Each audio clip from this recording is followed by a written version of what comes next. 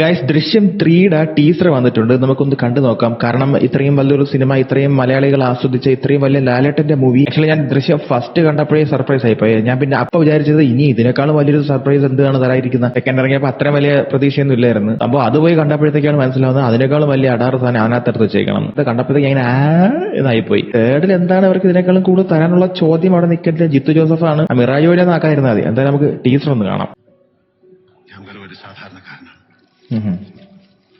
ആയിക്കോട്ടെ, ഒരു അസാധാരണനായ സാധാരണക്കാരൻ.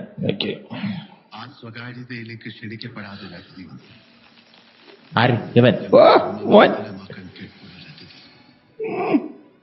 അതിപ്പോ സ്വർഗത്തിൽ കിടന്ന് ആസ്വദിക്കായിരിക്കും. തിരിച്ചു വരില്ല എന്ന ഉറപ്പോടെ എന്നേക്കുമായി ആ അതിഥിയെ ഞങ്ങൾ മടക്കി അയച്ചു. യെസ് യെസ്, 2021 പഴയതാണ് കാണിക്കുന്നത് കേട്ടാ. സത്യത്തിൽ നമ്മൾ അയാളെ അല്ല നിരീക്ഷിച്ചുകൊണ്ടിരുന്നത്, അയാൾ നമ്മളെ. സെക്കൻഡ് 2026. ഓക്കെ, ജനിച്ചപ്പം മുതൽ തുടങ്ങിയതാണ് എന്റെ യുദ്ധം. സ്വന്തമെന്ന് പറയാൻ ആരുമില്ലായിരുന്നു.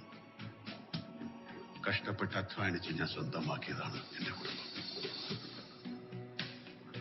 അത് തകരുമെന്നൊരു ഘട്ടം വന്നപ്പോ മുന്നും പിന്നും ചിന്തിക്കാതെ പ്രവർത്തിച്ചു പോയി. അതിനിടയിൽ ആരൊക്കെ വേദനിക്കുന്നെന്ന് ഞാൻ മനസ്സിലാക്കിയില്ല. ഇപ്പൊ പേടിയാ സാറേ. അതൊരു കൺഫഷൻ പോലെ ഒരു പേടിച്ചിട്ട് ആരടുത്താ പറയുന്നതല്ലേ? ഇനി വല്ല പോലീസുകാരൻ്റെ അടുത്ത് വല്ലോ അങ്ങനെ വല്ല ആവാം. ഇതുപോലെ ഇനി ആരൊക്കെ ഉണ്ടെന്ന് എനിക്കറിയില്ല.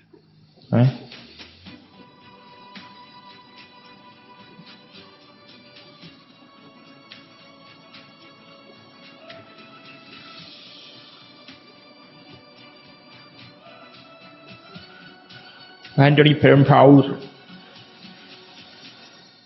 ജിത്തു ജോസഫ്.